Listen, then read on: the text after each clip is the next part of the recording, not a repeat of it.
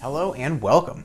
My name is Mark. This is Riffle, Shuffle, and Roll. And today I'm going to be giving you a look at the Black Panther character deck for Uno Ultimate. If it's your first time visiting the channel, be sure to hit subscribe and the bell so you're notified about new games every week. Black Panther's deck is all about longevity and making it to the end of the game being the last player with cards in their character deck. And you're going to see that come through with the special power for Black Panther as well as his wildcard powers. Let's go ahead and dive in and check out Black Panther. So Black Panther is all about longevity and staying in the game as long as possible while other players are burning out. So you can see that here with his special power. When you defeat an enemy, recover 2 cards. You're going to see that keyword recover quite a bit. Taking a look at Black Panther's character cards here, we have the wild cards with his special powers. Kinetic Absorption, choose a player to add 1 card, you recover 2. Wakanda Forever, defeat an enemy who is attacking you. And that's going to play nicely with Black Panther's special power of recovering 2 cards whenever they defeat an enemy. Vibranium Claws, no skip cards may be played by anyone until the start of your next turn. Energy Dagger, recover 4 cards, all other players recover 2 cards. Now that's an interesting choice there. It's a very helpful to be able to recover 4, but you're also allowing all of your opponents to recover 2. So I don't know why they didn't just make that a recover 2 and then everybody else recovers nothing. But there are his wild cards. Let's move on to enemies. The antithesis of recovery is found here within Black Panther's enemies. We've got a lot of burn going on with Claw. As soon as Claw is flipped, that player will have to burn 2. And then whenever Claw is attacking, that player is going to have to flip a danger card. So Claw is pretty cool in that he's going to keep things interesting every round. As long as Claw is in play, there will be events or more enemies coming into play.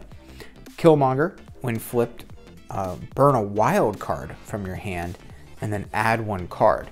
So not only does Killmonger force a player to get rid of a useful wild card, but then they are again taking another card from their character deck, shortening their lifespan within the game. And while attacking, when you play a wild card, add 1 card. So I think Killmonger's a pretty cool enemy, focusing there on the wild cards and the powers that are so essential in this game. Baron Zemo, when flipped, burn 1 card. And then while they're attacking the player, when that player plays a wild card, they burn 1 card.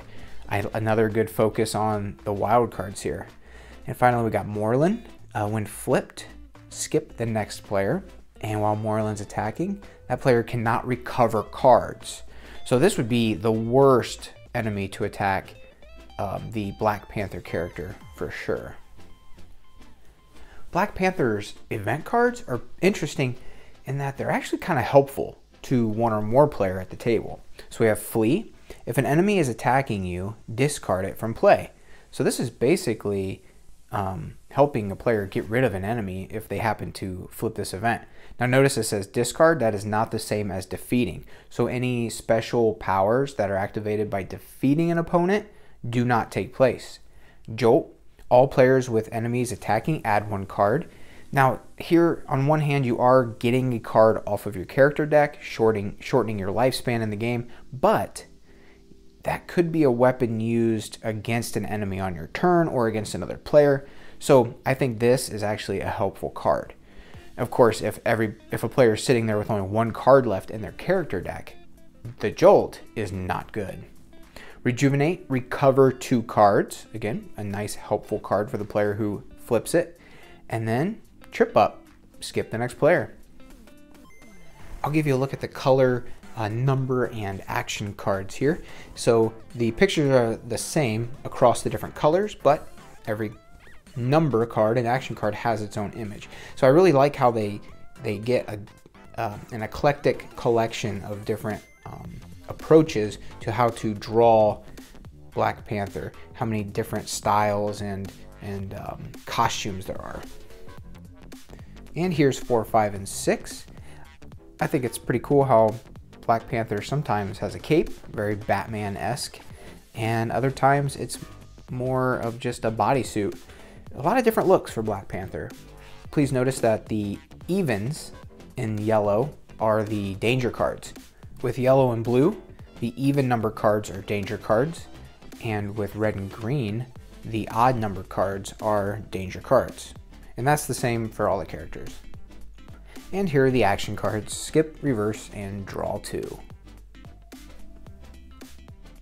And that's a Black Panther. So as you can see, this is a war of attrition for Black Panther.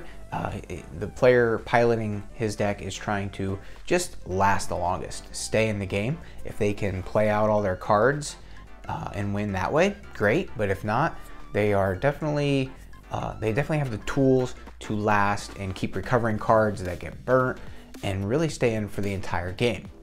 I really like the combination of the Wakanda Forever wild card, being able to immediately defeat an enemy, and then comboing that with Black Panther's special power of recovering 2 cards. Obviously, Black Panther is going to be much more effective later on in the game when cards are being burnt. And early game, there's not too much to look forward to. Playing the Vibranium Claws card might be a great early game wild. That is being able to keep other players from playing any skips. So Black Panther's pretty cool, having that skip defense as well as the combination between defeating enemies and recovering cards. The only wild card that I have a little bit of beef with is the Energy Dagger, recovering 4 cards, but allowing all of your opponents to also recover 2. I don't really understand the thought process behind that card. Why not just make it the player gets to recover 2 and nobody else does anything? Being able to recover 4 is awesome, but if everybody else is recovering 2, then really you're only getting 2 cards ahead of everyone else. So that one, I don't know what the thinking is there. So I might be missing something, but to me it just seems unnecessary. Just allow the player to recover 2 and that's it. As far as Black Panther's enemies go, I really like Killmonger. Holy smokes, this guy is devastating. First of all, when he's flipped, you have to burn a wild card from your hand. Now, of course, if you don't have any wild cards, then it doesn't affect you. But this game really thrives on wilds being kept in hand, being ready to be used. So chances are good that you are going to have a wild card that you're going to have to get rid of. Plus, when he attacks you, you're penalized every time you use a wild card. Yikes. The coolest event card that comes along with Black Panther's character deck is Flee. The ability to simply discard an enemy. Now, it doesn't count as defeating the enemy, so some powers might not be activated when playing this, but the ability to kind of get away from an enemy is pretty cool. I like to see that in the Danger deck. All right, well, that was Black Panther and my thoughts on it. At this point, all of the character videos should be out, as well as an unboxing of Uno Ultimate. Stay tuned for more. There are 3 more add-on decks coming out: Scarlet Witch, Spider-Man, and Doctor Strange. When those are out, I will get them and show you what they're all about. That's all for now. Thank you for watching. Until next time, keep on playing. And don't forget to say Uno.